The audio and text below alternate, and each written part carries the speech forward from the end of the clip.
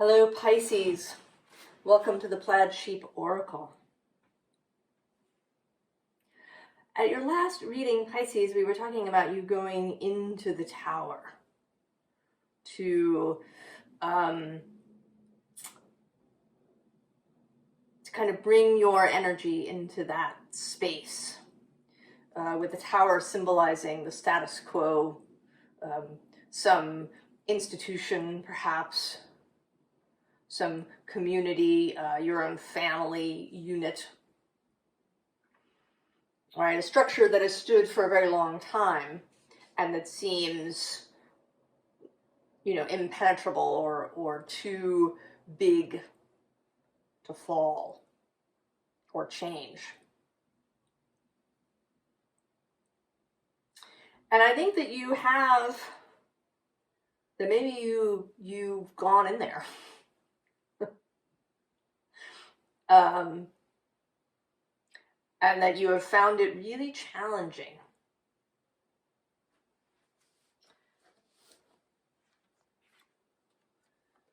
We begin with this Five of Cups.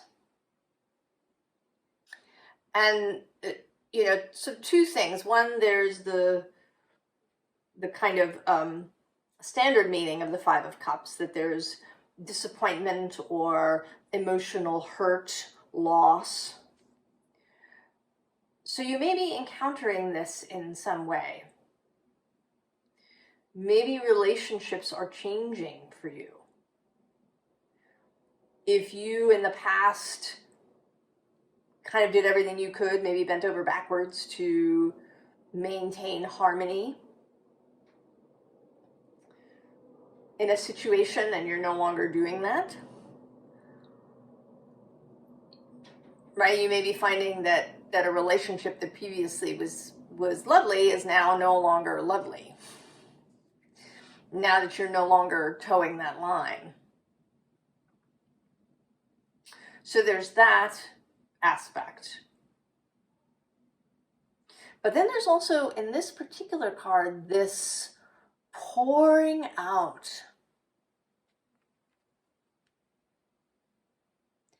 This pouring out.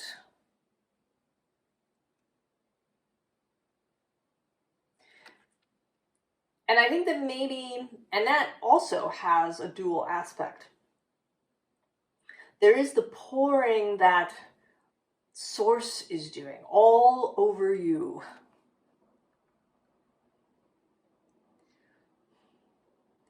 That you are being filled. And this might be overwhelming initially. If it's, downloads of ideas or information, if it's, visions, if it's dreams, if it's just feelings, right?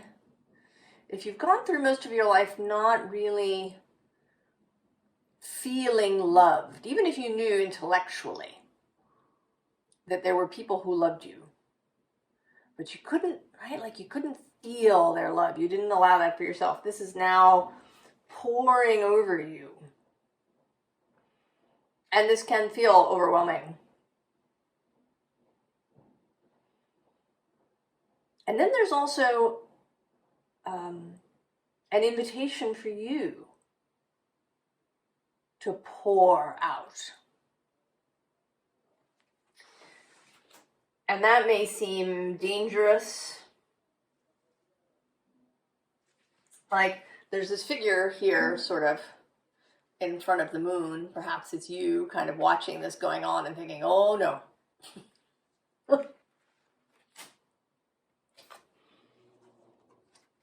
And then we have the eagle.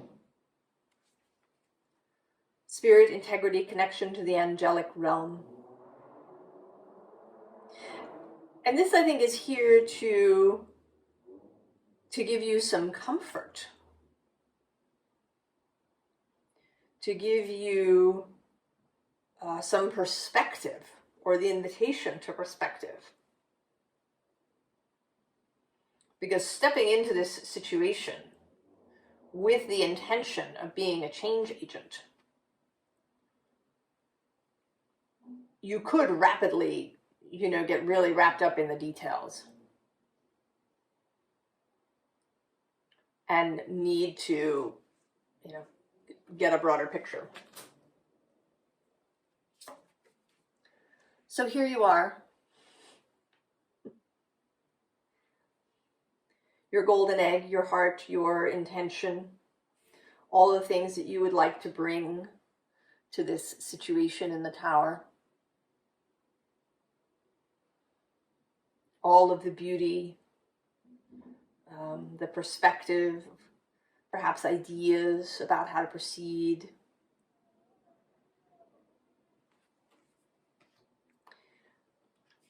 But you've run into kind of a nasty situation. There's actually 3 cards here. There's this 10 of Swords, this dead body. There's this hyena, which, right, today is about things being shadowed and unrevealed, things being, you know, you don't quite know where you are with things. Maybe people are seeming mysterious, or they're behaving weirdly around you now. And then there's this 9 of Swords, a particularly nasty 9 of Swords.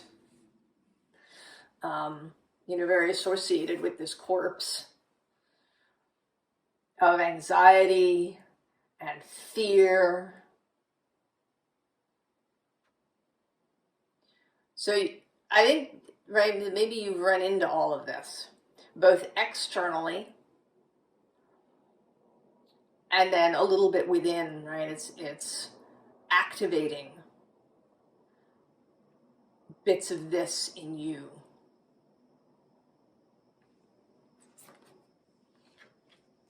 So you're here hugging your egg,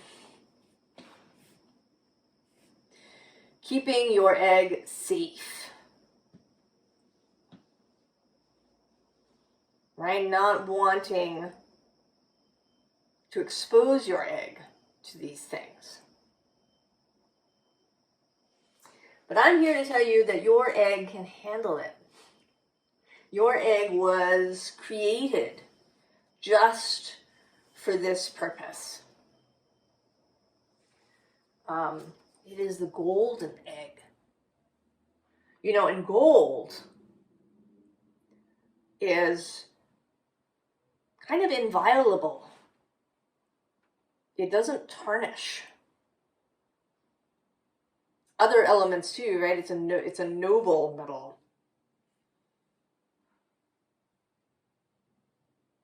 Silver and copper will tarnish. They oxidize when they come into contact with the air. Other metals are affected. Antimony, which is an element, will affect other metals, but it will not affect gold.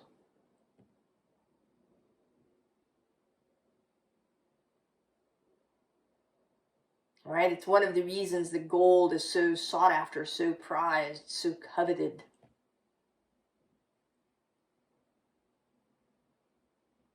Gold is the element associated with the sun.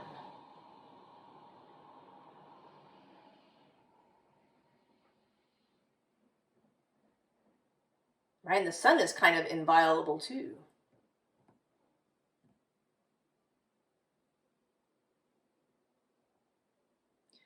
Actually, astronomically, a small comet just sort of fell into the sun a few days ago. And there was a little eruption on the surface of the sun, and that was it. Message received.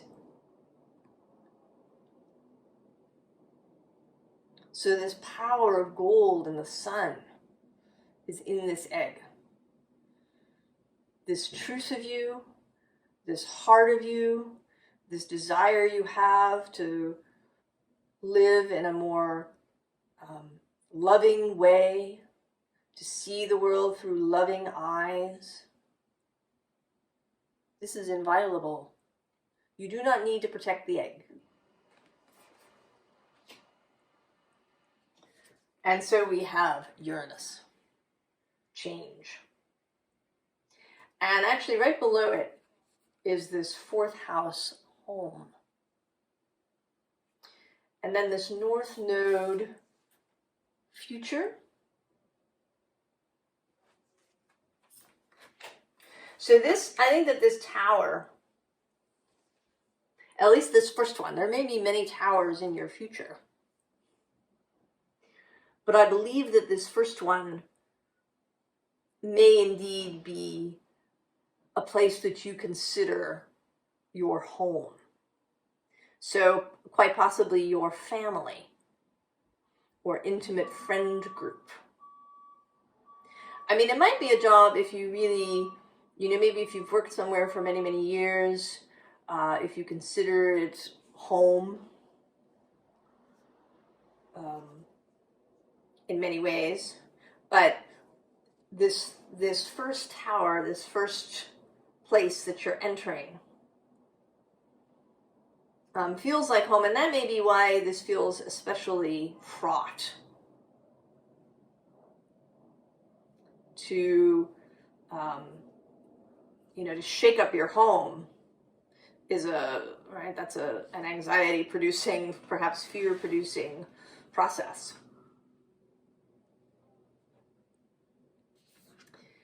But we have here communication. And the 3rd house is also the house, considered the house of siblings and the house of neighbors, right? Your immediate neighborhood. So this invitation to really, to unwrap yourself, to communicate freely and openly with those that you consider your home. I think this is, you're sort of starting in this space. If we say that you have this new vocation, this new calling to kind of go out into the world and go into all of these, perhaps ossified or calcified tower spaces, that we're starting in the space that's closest to you. Kind of because that's, A, it is closest to you. B, by changing that, by creating change in that space, you gain strength and you gain immediate allies for this further expansion.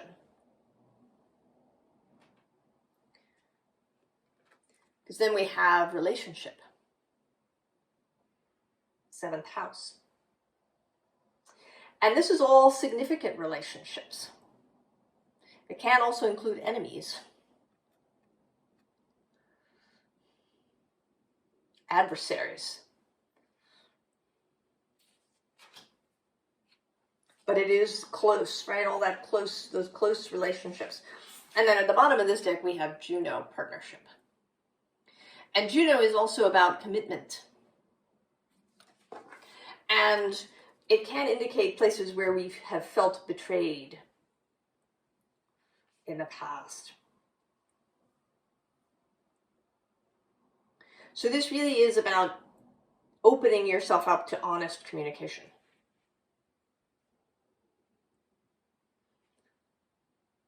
Allowing your egg to be seen.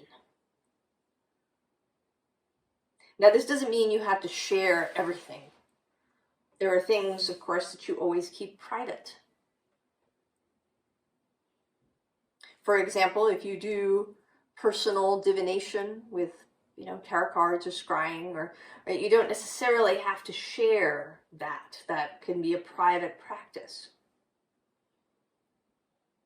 But sharing that that you see the universe as more than just this material thing, or that you have a different spiritual outlook than perhaps the religion that you grew up with. It's your world view. Your, this idea of seeing the world with loving eyes. of wanting, you know, a cooperative environment is what, right, part of what we want to share here. This compassion that I think you are filled with.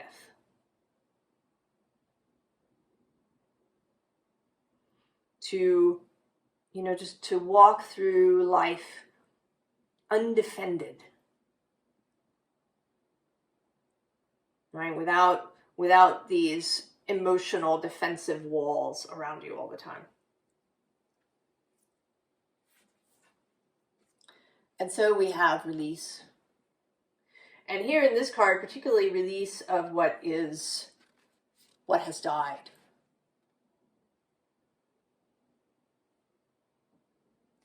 You know, your place in this system is going to change.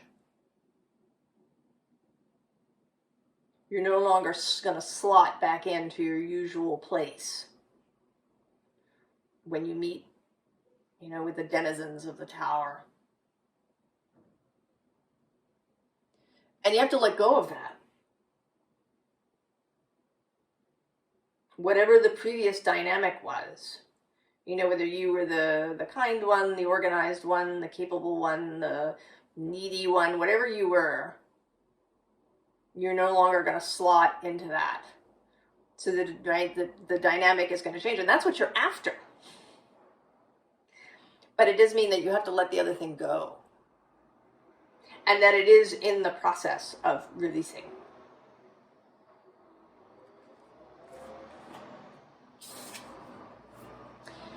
And that, right, you have to keep this alternative perspective, right?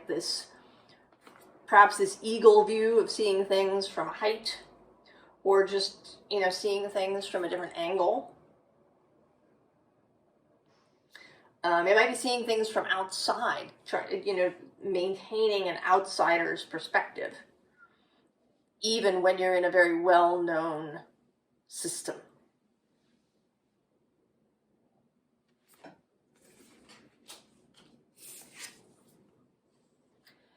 And then to see everything as a gift.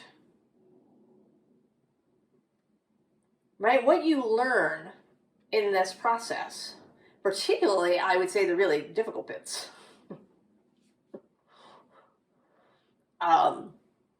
is a gift. You know, every challenging conversation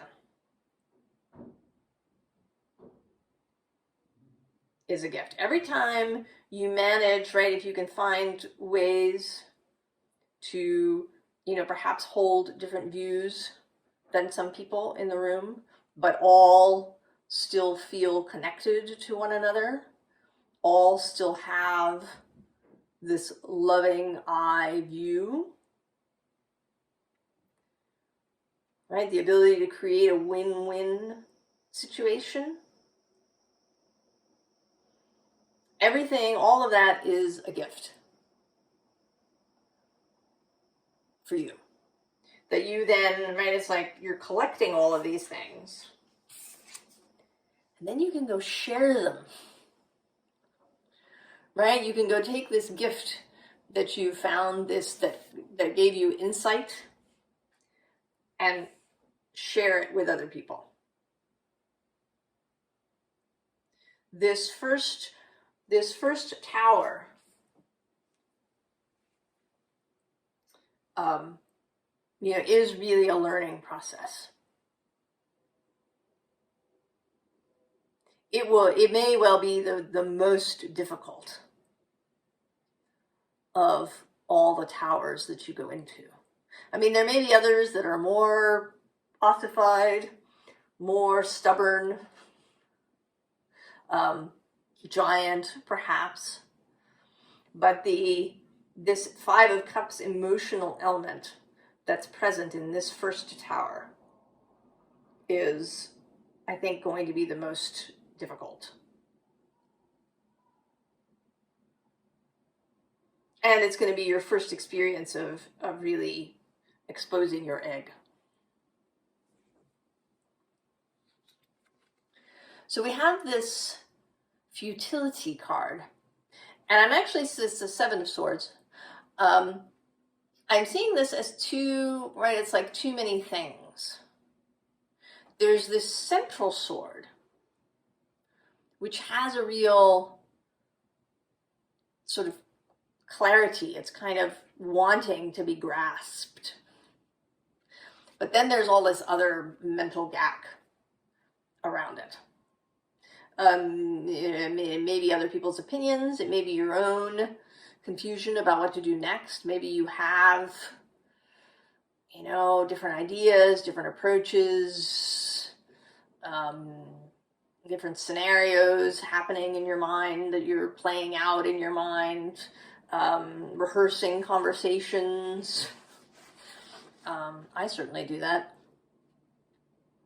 And it never turns out the way you rehearse, right? So that, right?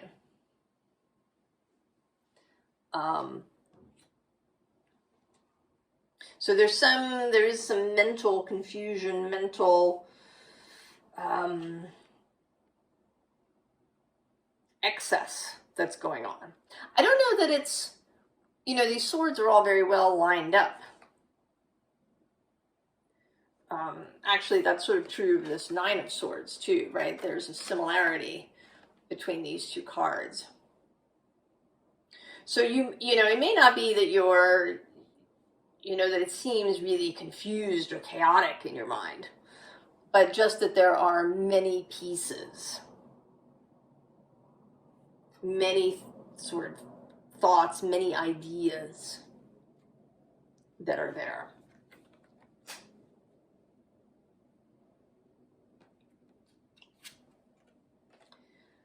And then we have the Wheel. And this is other people today. This is, right, this is kind of the Tower. And the fact that just as you cannot control source in the sense of top-down control, you also can't control other people in a top-down way. What you do have, though, with this Knight of Cups, bringing his cup, is you have your way of approaching, right? Your loving approach to people. Your willingness to extend your cup, to expose your egg.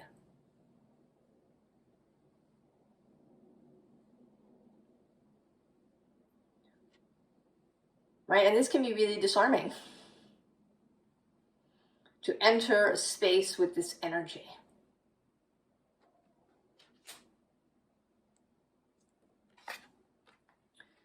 And here with the Knight of Discs, you have your expectation. Right? Here you are receiving this sunlight. You have, right, you can't control other people, but you can control your own thoughts. You can choose, I should say. Right? Let go of the word control. You can choose. You have the ability to choose your own thoughts. To choose thoughts of positive expectation. To choose thoughts of knowing your own capability. The Knight of Discs is very capable.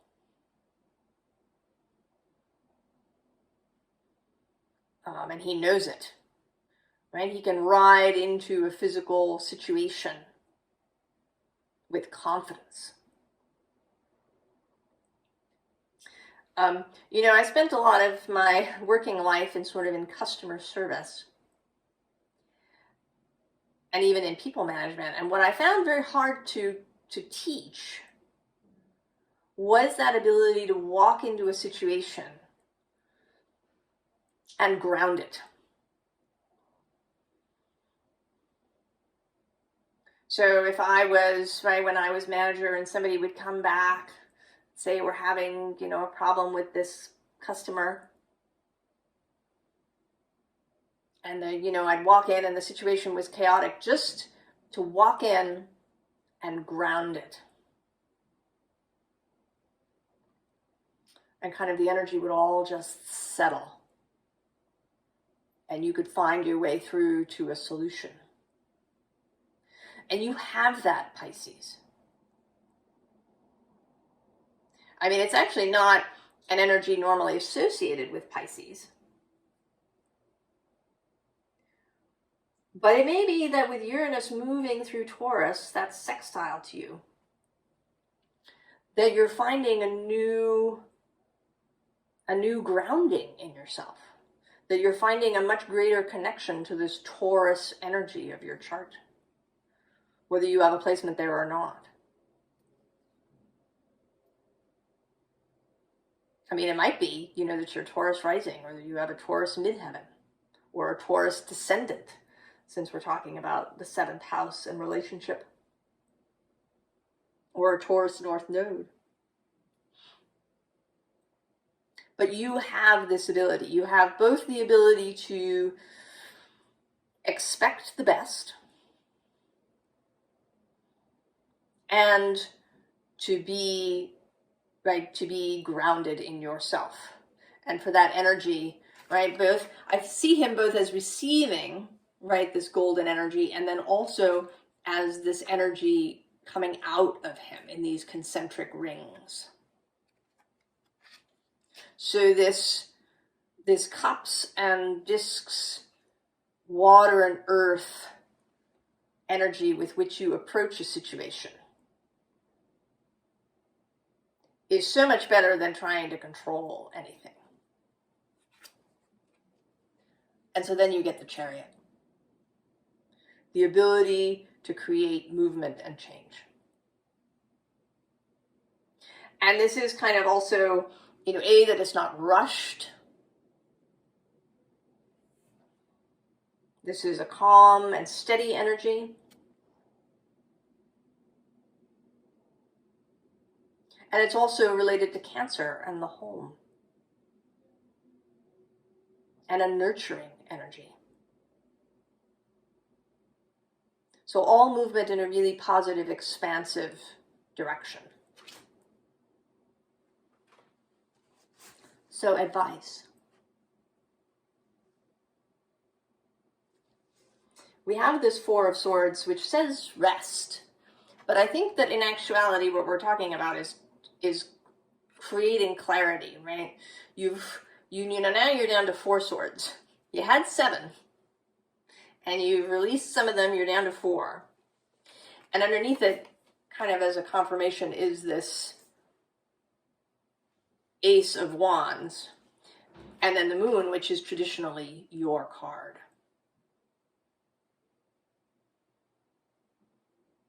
So there you are, your own clarity underneath. So now you can, right, you can take this wand and this sword, right, this inspired thought and idea with, right, you have clarity.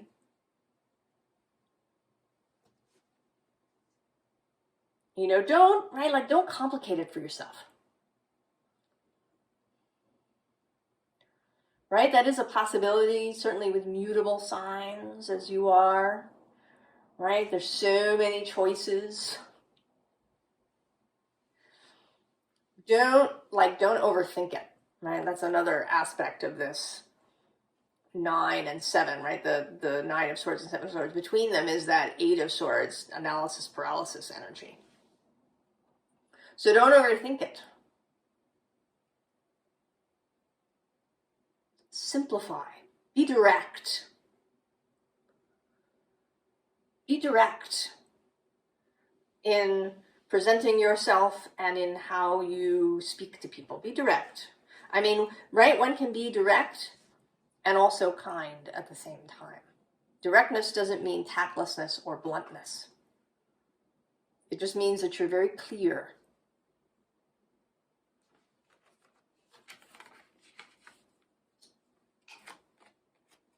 And that brings us to justice here with your sword.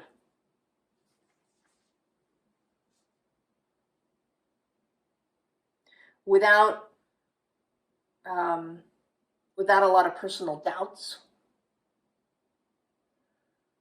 having personal clarity, personal integrity,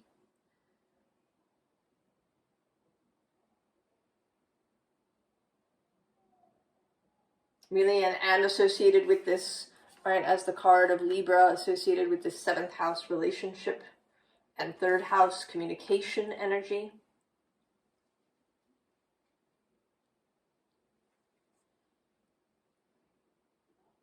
Right, the way of the loving eye,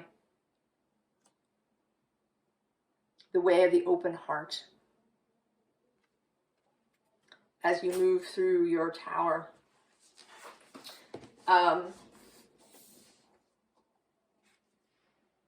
And there are 2 actually short Rilke passages that I wanted to read for you that came up. They're not poems. One is an excerpt from his letters to a young poet, and one is an excerpt from his journals. So from the letter, only someone who is ready for everything, who excludes nothing, even the most incomprehensible, will live the relationship with another as something alive and will sound the depths of his own being. I'm going to read that again. Only someone who is ready for everything, who excludes nothing, even the most incomprehensible, will live the relationship with another as something alive and will sound the depths of his own being. And then, to give ourselves fully from his early journals. We do not have to build a church. Let us be complete in ourselves. Let us drink ourselves empty. Give ourselves fully. Extend ourselves outward until at last the waving treetops are our own gestures and our own laughter is resurrected in the children who play beneath them.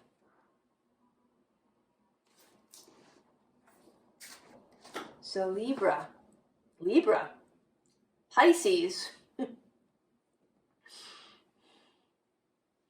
expose your egg.